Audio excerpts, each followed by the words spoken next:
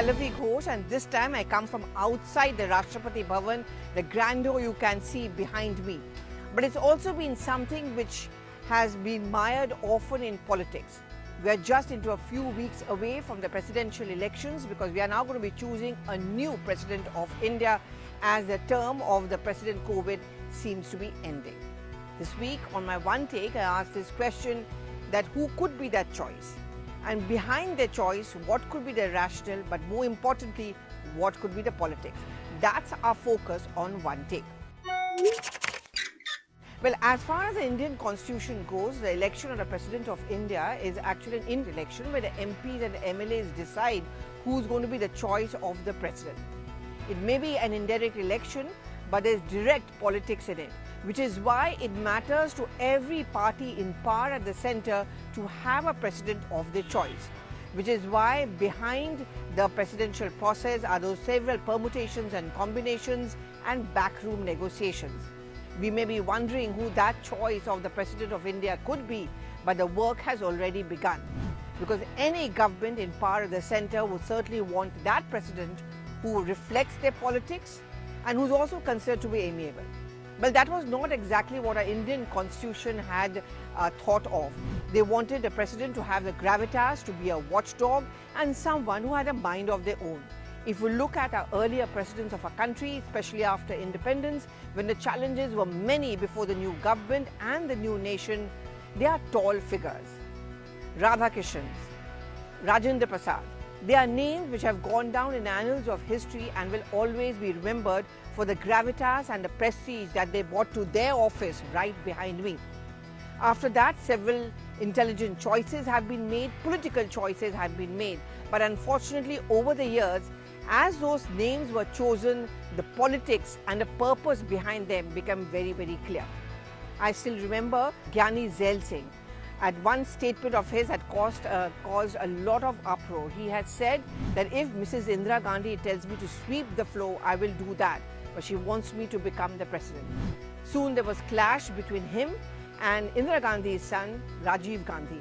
And that created a lot of chaos. And I think that would be one of the black marks of Rashtrapati Bhavan. After that, the choices which have been made has always been made keeping in mind the caste combinations, the political permutations, and to add a name. But whoever has been the political party in power at the center has always tried to choose that one person who they know would be a rubber stamp.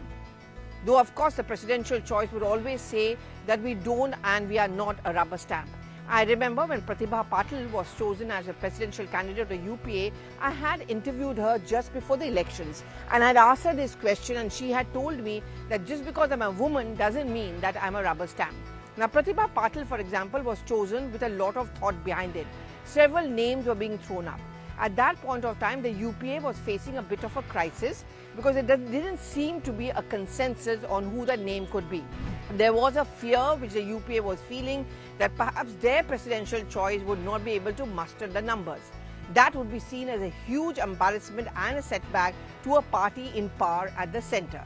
I was standing outside what's now called the Lok Kalyan Road, but that was a racecourse road at that point of time, the Prime Minister's residence, and we were just wondering who were those names could be. There was so much of speculation which was going on, left names coming up, Shivraj Patil's name coming up, and lo and behold, we had the name of Pratibha Patil. Her biodata was released to the media, which was standing outside, and we were actually told who she was. Why was the biodata released to the media? Because not many people knew what her credentials were. Though she was a governor, had been a governor, but she had not exactly, kind of added a gravitas to the post. Pratibha Patil's choice, her election, and even her tenure was mired in several controversies. Seldom has any presidential tenure been mired in controversy involving money. But she, her family were accused of land deals, land scams, which she of course kept on denying. She was also in a sense seen as extremely weak president who did not have a mind of her own. Subservient to 10 Janpath is what her critics pointed out, and therefore someone who could not be respected inside the Rashtrapati Bhavan. But the fact is that she was chosen for a purpose, to muster up the numbers. She broke the ranks in the opposition, which was the NDA. Shiv Sena at that point of time was an ally of the BJP. By choosing a Marathi woman, made it very difficult for the Shiv Sena to say no to a Pratibha Patil, and that's how she won with a huge mandate. Remember Abdul Kalam, he added another gravitas to Rashtrapati Bhavan. I remember there was a time when people were saying that he should actually have been given a second term, and this is something which the opposition parties at that point of time, the BJP, were also insisting on. He's truly added a gravitas. His tenure was something which is mired with education, lots of welfare scheme. In fact, many of you, if you are lucky enough to take a tour of Rashtrapati Bhavan inside me, will actually find many of those spots which are dedicated to Abdul Kalam, also because they were those corners which he built for himself, where those herbal gardens, for example, scientific centers, corners, all of that was his brainchild, which he added to Rashtrapati Bhavan. I remember he would tell us that when I leave behind a legacy, but more importantly, I want every common man to get something out of Rashtrapati Bhavan. The choice then became of Pranab Mukherjee, and we know why Pranab Mukherjee was chosen. He wanted to become the president because he couldn't become the prime minister.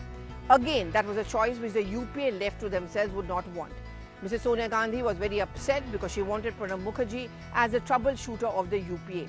But somewhere down the line, the fact that Pranab Mukherjee was completely overlooked for the top job and was given to Dr. Manmohan Singh is something which he and his family could not forget. And at one point of time, he did threaten Sonia Gandhi that I'm going to quit from the cabinet if you do not propose my name. Again, there was a lot of controversy attached to the choice of Pranab Mukherjee. Initially, if you remember, Mamata Banerjee, who hailed from the same state, had an objection to Pranab Mukherjee. She, in fact, supported a proposal to make Dr. Manmohan Singh, at that point of time, the Prime Minister of India, the presidential. But ultimately, how could a Bengali say no to a Bengali? But you know, Pranab Mukherjee was a political president, I would say, a mind of his own, but he also left behind various questions. Why did he easily sign that notification which came in, which would lead to the fall of the Arunachal Pradesh government? Why could he not put his foot forward when the Uttarakhand government was put into crisis? Well, he left behind a legacy, and you can see that in the corridors, and he enjoyed a personal equation with the Prime Minister, which is when he retired from that office, the Prime Minister himself went to meet him and wrote him a lovely note. Let's come back to the present times, because once again the countdown for the president has begun. Who is going to be the choice? Only a fool would hazard a guess, because with this government and this combination, one never knows. But we are going to look ahead to the 2024 Lok Sabha elections. There's a messaging which the government wants to give. Is that messaging going to be pro-women? Could there be a woman once again at Rashtrapati Bhavan? Is that the message he wants to give about women empowerment? Because that's also been one of the hallmarks. Could it be a tribal? Could it be a Muslim? Or what's the kind of message? Several names will do the round.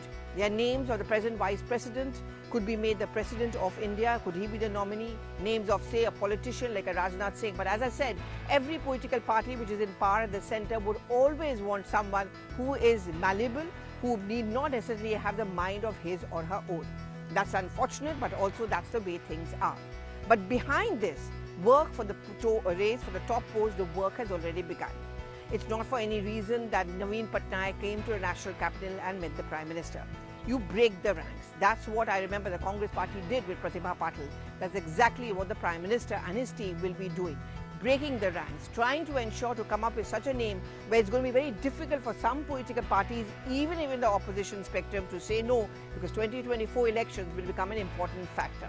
Nitish Kumar blow hot, blow cold equations with the BJP, but still rallying behind the BJP's choice.